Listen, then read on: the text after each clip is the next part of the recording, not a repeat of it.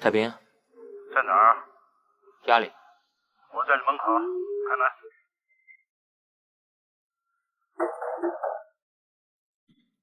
这声急促的敲门声让两人瞬间紧张起来。身为警察的李沧东反应迅速，拿起公文包立刻躲了起来。他深知这时候暴露身份，之前的布局都会功亏一篑。太平受老大华天的吩咐，清查身边所有小弟的底细。他一路悄悄跟随细鬼来到这间老旧的居民楼。他知道细鬼一直住在旅馆，而眼前的房屋让他起了疑心。细鬼临危不乱，谎称这间房子是奶奶的。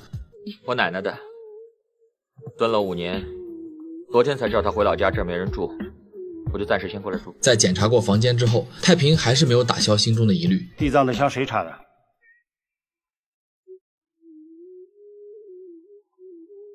隔壁婆婆，她跟我奶奶很要好，举手之劳嘛。隔壁插的？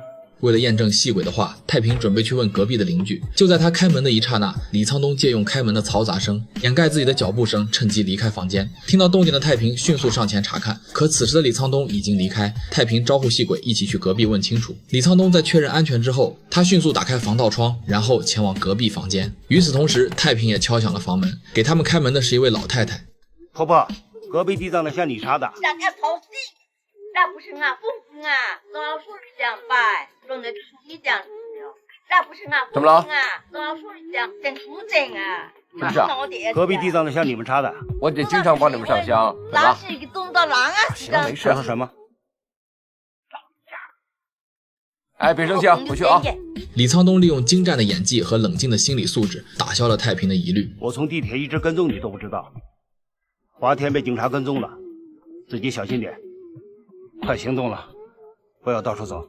李沧东向上级汇报，华天等人总共探查了10家金铺，至于目标是哪一家，他们还在分析中。就在这时，李沧东接到电话，重案组今晚抓捕当年逃跑的疯狗。疯狗是智叔的仇人，当年智叔作为李沧东的线人，因身份暴露被疯狗报复，最终精神失常。疯癫状态下，唯一的执念就是亲眼看到疯狗被抓。为了彻底让智叔安心，也为了兑现自己当年对智叔的承诺，李沧东带着智叔一同前往抓捕现场。当智叔亲眼目睹自己的仇人被抓，多年的执念终于了结。而李沧东也终于卸下了心中的一块巨石。事后，李沧东来到一家舞蹈培训班，在这里，他与一名授课老师相谈甚欢。可这份短暂的平静背后，藏着李沧东内心深处最难以言说的痛。1年前，他为了缓解工作压力，犯了每个男人都有可能犯的错。他的感染直接传染给了妻子，而此时的妻子正在怀孕中。因为无法承受失去孩子的打击，妻子选择自尽。幸好得到及时救治，保住了性命，却失去了所有的记忆。而这位舞蹈老师便是他的前妻，他不敢表露身份，只能以陌生人的身份默默陪在他身边。华天的行踪已经掌握，李沧东表示可以随时抓人，可上司却说等他们动手再抓。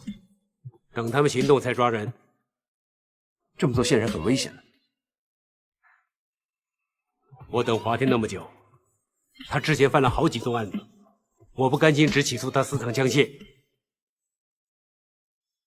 线人只负责开车，又不是开枪，警察来了投降就没事了。那我问他做不做？不是问他做不做，是一定要他做。他要的100万，上面批了，抓到人，钱一定会给他。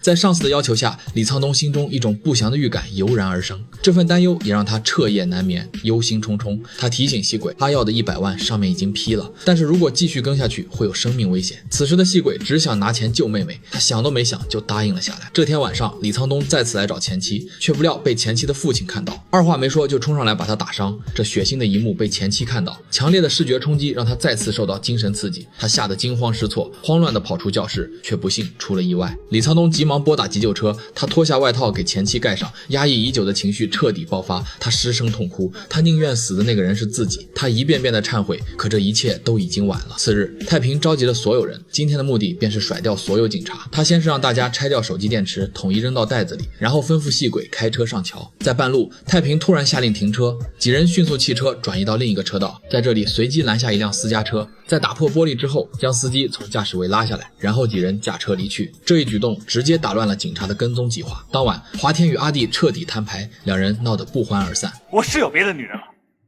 做完明天这一单，我多分你一点，以后各做各的。我们选了10间金店，明天动哪间？全都不是。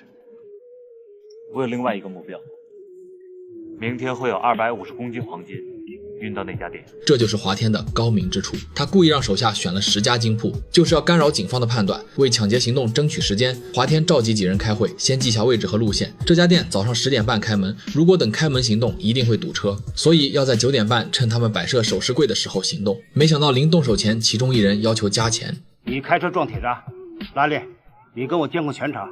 马达，哎，华天哥，再谈谈价钱吧。你们几个杀了他，他那份你们分了。华天自然是没有惯着他，几人蜂拥而上。细鬼为了不被怀疑，他也上前按住对方的双腿。在众人的合力之下，对方很快就没了动静，因为人手不够。华天安排细鬼明天拿枪可以多分一点。